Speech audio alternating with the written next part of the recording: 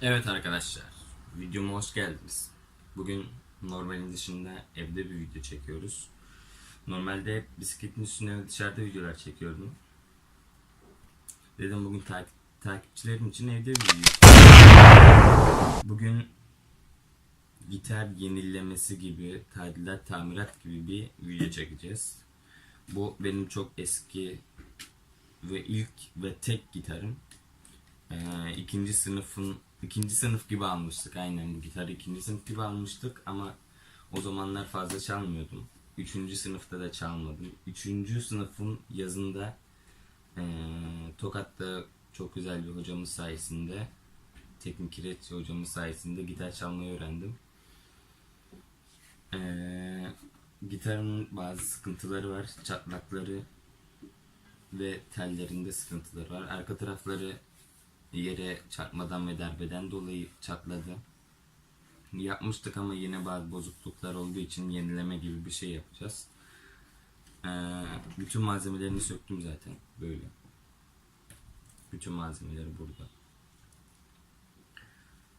Bugün ne yapacağız? İlk önce şu çatlak ve çizik yerleri tam olarak zımparalanacak. Ondan sonra oraları 404 ile ya da farklı bir silikon gibi bir şeyle doldurulacak o alanlar. Çünkü ses içinde bir şeyi var yani bunun da. İsmini biliyormuş gibi böyle bilmiş konuşmam peki. Ondan sonra boyanacak ve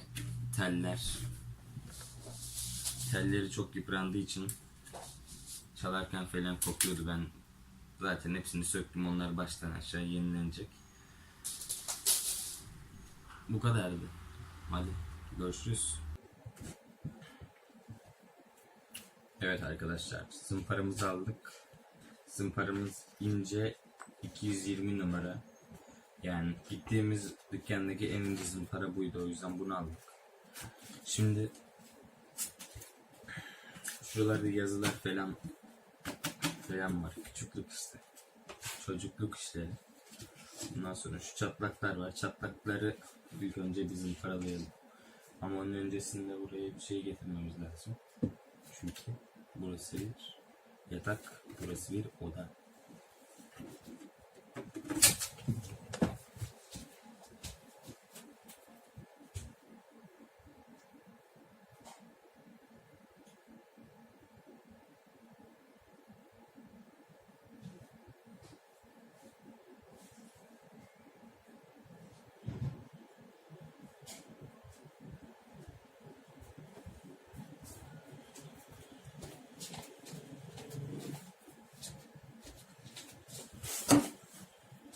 Evet.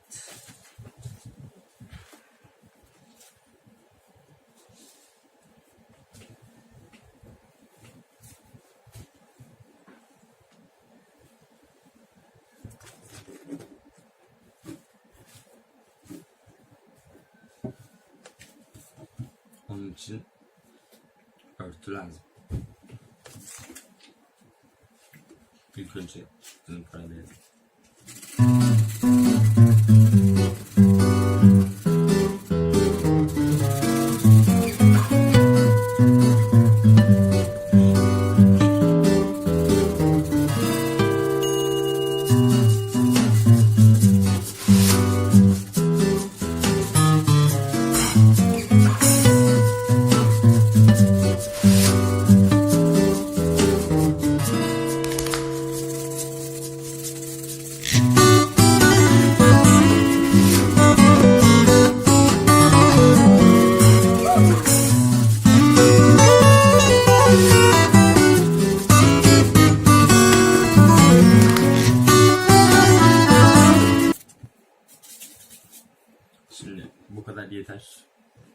Yani video için bu kadar yeter.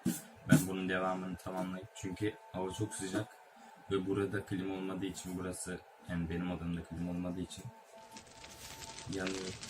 O yüzden bitirip ben gelip, hadi siz devam edin izlemeye. Hadi.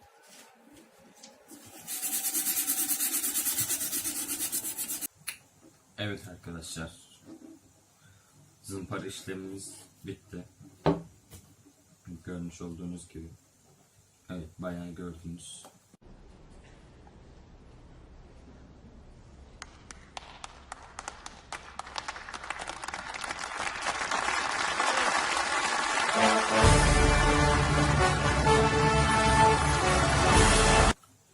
Ondan sonra şu bölgelerdeki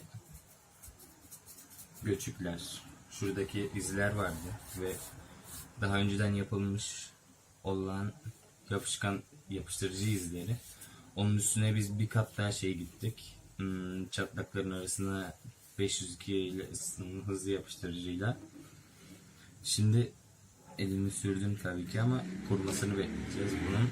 Kuruduktan sonra bu bölgelere ayrıyeten bir boya. Ondan sonra tamamını boyadıktan sonra okey. Tamam. İngilizce konuştum. Ondan sonra tamam olacak.